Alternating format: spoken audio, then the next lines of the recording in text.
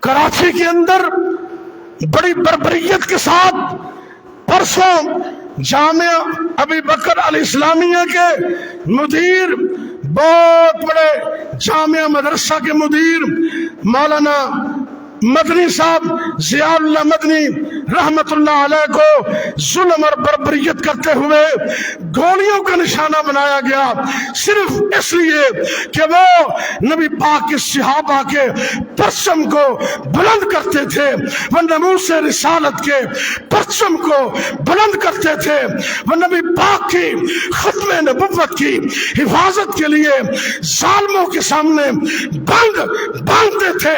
ہم اس ظلم و بربریت کی پر زور مذمت کرتے ہیں۔ ہاتھ دونوں کھڑے کر کے ذرا اللہ کے لیے ہاتھ دونوں کھڑے کر دیں، ذرا اونچی کر دیں۔ ہم اس ظلم و بربریت کی پر زور مذمت کرتے ہیں اور حکومت سے مطالبہ کرتے ہیں کہ فی الفور کافروں کو، ظالموں کو گرفتار کر کے قرار واقع سزا دی جائے۔ آپ کو یہ قرارداد منظور ہے؟ انشاءاللہ